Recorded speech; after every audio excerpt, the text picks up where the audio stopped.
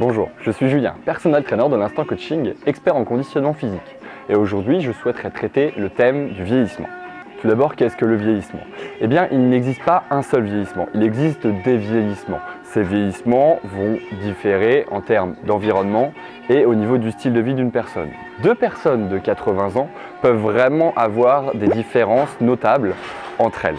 Premièrement, quels sont les facteurs qui peuvent jouer un rôle sur notre vieillissement?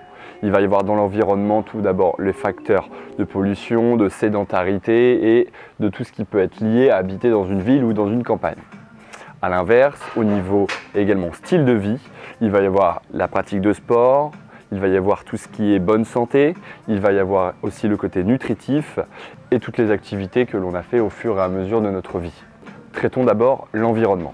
L'environnement aujourd'hui permet ou ne permet pas à des individus dans une ville ou dans une campagne d'avoir le même style de vie. Tout d'abord, dans une ville, l'accès aux choses est beaucoup plus facile parce qu'on a beaucoup moins besoin de se déplacer pour avoir accès à un supermarché, avoir accès à de la nourriture ou tout autre besoin nécessaire. Donc en fait, ça va un peu favoriser la sédentarité. Habiter dans une ville, forcément, avec les nouveaux services de livraison, avec toutes ces choses-là, on a besoin de moins en moins bouger de chez soi et on a accès à de plus en plus de choses. Donc c'est au contraire ce qui va favoriser dans notre environnement à un mauvais vieillissement. Il va y avoir également la pollution. Habiter dans une ville est beaucoup moins intéressant au niveau de la pollution. Forcément, être avec des voitures tout le temps, dans une ville qui produit des émissions de gaz, etc., c'est pas forcément un environnement sain pour bien vieillir et forcément c'est comme un peu une intoxication à long terme, on va dire ça comme ça. Forcément respirer du carbone, donc un fumeur c'est pareil, hein, ça revient dans la même chose qu'un fumeur, bien sûr à plus petite dose, mais c'est pareil qu'avoir fumé toute sa vie, à un moment on va le payer. Là c'est pareil, vivre dans un environnement pollué au fur et à mesure c'est une intoxication à long terme en quelque sorte. Bien sûr à prendre avec des pincettes, mais voilà. Dans la ville également, donc ça fait partie de l'environnement toujours, on aura tendance à faire beaucoup moins d'activités en plein air, donc des activités qui nous fait bouger. A l'inverse, maintenant, prenons l'inverse de tout ce que je viens de dire, mais à la campagne. À la campagne, déjà, le facteur de sédentarité est moins. Même si on doit faire peut-être plus de voitures, on aura tendance à marcher. Pour aller à la boulangerie, on va marcher.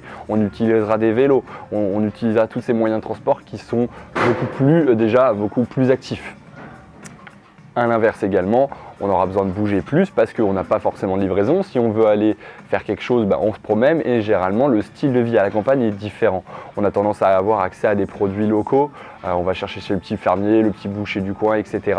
Donc on y va à pied, on va dans le centre-ville de notre petit village, ce qui limite un peu le facteur livraison et sédentarité. Donc ça c'est déjà un point positif pour tous ceux qui habitent dans la campagne, un petit village, une petite ville, quoi.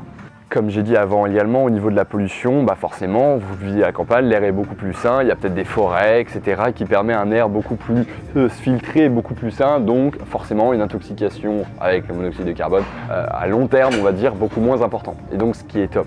Dernièrement, comme je l'ai expliqué sur l'autre, c'est les activités. Quand on vit à la campagne, on a tendance peut-être à aller promener son chien à l'extérieur, on a peut-être également tendance à aller faire du vélo, à sortir, à faire des activités dans le jardin, etc. Donc c'est aussi grâce à ça que notre style de vie peut être avantagé. Par contre, il peut y avoir quelques petits problèmes aussi, l'accès aux soins médicaux, donc à l'hôpital c'est beaucoup plus long, etc., ce qui peut aussi poser quelques problèmes, mais principalement c'est beaucoup plus d'avantages à vivre à la campagne. Voilà pour les facteurs environnementaux, j'en ai pas tous traités, mais c'est au moins les principaux. Maintenant, venons-en au style de vie. Et bien clairement, avoir été fumeur, avoir été obèse, avoir été en surpoids peut-être aussi, obésité, surpoids, ne pas avoir pratiqué d'activité physique, avoir été en dépression ou toutes ces choses-là ne sont pas forcément liées à un style de vie sain. Avoir utilisé des médicaments, pareil. Donc forcément, notre style de vie va jouer un impact important sur le vieillissement au fur et à mesure des années.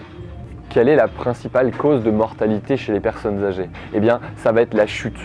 La chute mécanique. La chute mécanique, c'est juste je tombais parce que je me suis pris les pieds dans quelque chose.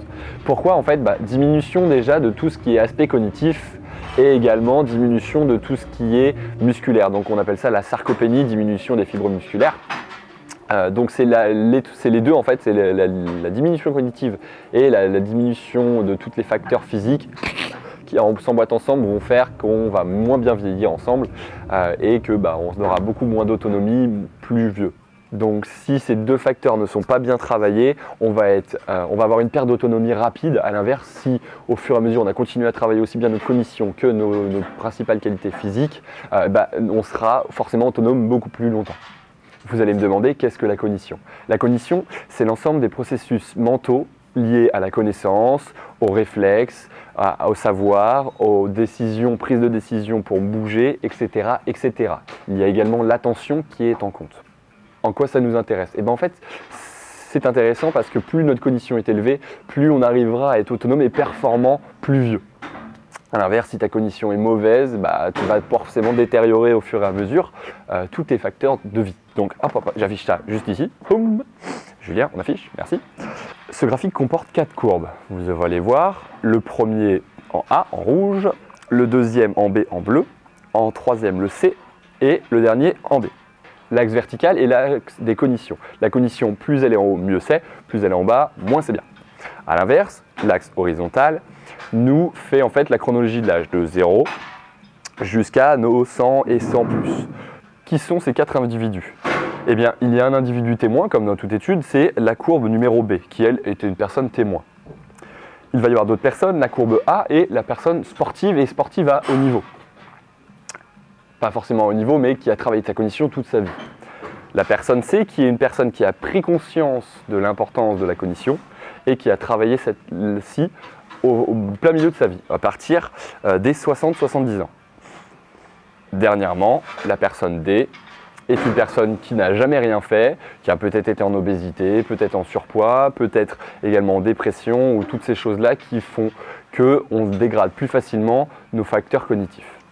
Analysons la courbe A. La courbe A est celle qui monte déjà tout d'abord le plus haut et qui également finit sa course le plus loin. Donc en fait, ça serait l'optimisation parfaite de la cognition.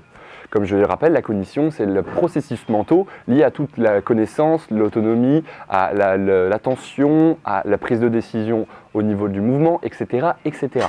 Donc ça veut dire que cette personne-là a atteint un tellement haut niveau de cognition qu'elle est extrêmement compétente tout au long de sa vie. Elle sait comment bouge son corps, etc. Elle a atteint en fait la performance ultime, on va dire ça comme ça. Elle a un pic de cognition très haut et ça descend le plus loin. Ça veut dire que cette personne-là va vivre très longtemps autonome. La personne B est une personne témoin qui nous permet juste de voir un petit peu la personne, l'individu lambda. Lui ne monte pas très haut et meurt un peu quand même dans l'avant-dernier. La personne C est la plus intéressante, j'y viendrai à la fin. En troisième, la D. Donc la D, en fait, c'est, comme je l'ai expliqué, c'est la personne qui a peut-être été en obésité, qui n'a peut-être jamais fait de sport, qui a fumé, qui a été sous médicaments, etc., etc. Donc qui a dégradé au fur et à mesure de sa vie, sa cognition et de tous ses processus physiques également. Eh bien, on voit qu'elle ne monte pas du tout haut et qu'elle descend très rapidement. Donc à partir de 80-90, la mort. Le problème, c'est que beaucoup de personnes se retrouvent dans ce genre d'environnement. Voilà, on n'a pas beaucoup bougé, très sédentaire, c'est les générations actuelles qui n'ont pas de sport, qui sont en surpoids et malheureusement qui ne vont pas vivre bien vieux autonomes, d'accord? Donc peut-être qu'elle va être finie d'être autonome à partir de 70 ans et qu'elle mourra 10 ans plus tard. A l'inverse, les autres personnes, elles, peut-être perdront leur autonomie à 90, 80 ans et finiront de vivre jusqu'à 100 et quelques années. Tu le comprends bien, plus tu arrives à vivre vieux autonome, mieux c'est forcément. Vivre sous médicaments et jusqu'à la fin de ta vie, c'est pas top top. Vaut mieux être autonome au maximum et donc c'est ce qui est intéressant à savoir. Maintenant notre courbe C, donc si tu te trouves dans cette situation, c'est le moment de réagir. En fait, la personne C est une personne, tu vois, au début, qui n'a pas du tout travaillé sa cognition, même moins que la personne témoin. Donc peut-être en surpoids, peut-être en obésité, pas beaucoup de pratiques de sport, etc., etc. Mais aux alentours des 60-70 ans, elle a pris conscience qu'il était important de travailler ses facteurs physiques, sa cognition, pour vivre plus longtemps. Qu'est-ce qui s'est passé? Eh bien, on voit une nette diminution, peut-être même une stagnation de la dégradation cognitive au fur et à mesure, et qu'elle descend après progressivement. Bien sûr, elle n'atteindra pas le niveau de la personne A qui, elle, a été sportive toute sa vie. Donc tu comprends bien que c'est le mieux, c'est le must. Mais la personne C a pris conscience à un moment que la cognition était importante et donc qui a augmenté ses facteurs, qui a limité cette dégradation, qui a repoussé du coup son année de mort en fait en quelque sorte. Donc où c'est que je vais en venir par rapport à ce graphique? Eh bien d'abord, c'est qu'il faut pratiquer une activité physique dès le plus jeune âge. Aussi bien pour limiter tout ce qui est blessure, aussi pour augmenter tout ce qui est facteur de performance, que ce soit au boulot, que ce soit au niveau de ton énergie, que ce soit pour profiter de ta vie. Forcément, plus tu as un corps énergique, plus ton véhicule sera puissant et performant, plus tu pourras faire de choses. Et c'est pareil au niveau de ta vie.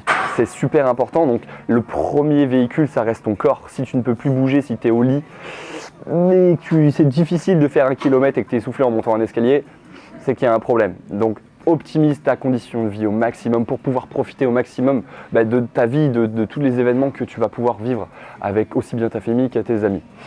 Deuxièmement, c'est que si c'est trop tard pour toi, tu peux toujours faire quelque chose.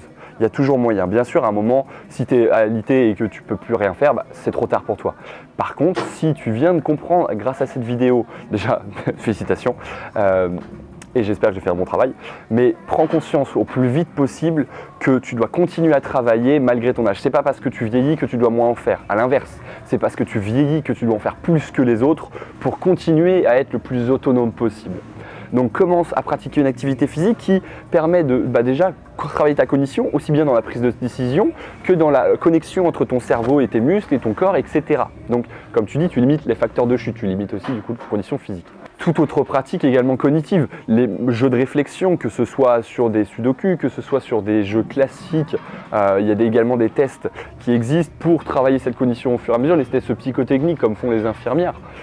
C'est super intéressant et ça te permet de travailler au fur et à mesure ton cerveau, donc pas le laisser dépérir en regardant la télé-réalité. Voilà, un petit coup derrière la tête pour ce genre d'émission non constructive et totalement débile.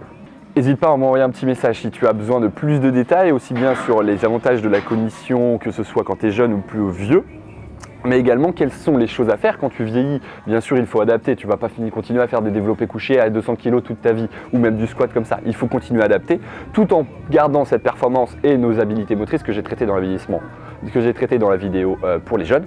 Donc continue à travailler tout ça, n'hésite pas à me contacter si tu as besoin de plus de renseignements et pourquoi pas débuter un programme d'entraînement avec des coachings si tu as la possibilité.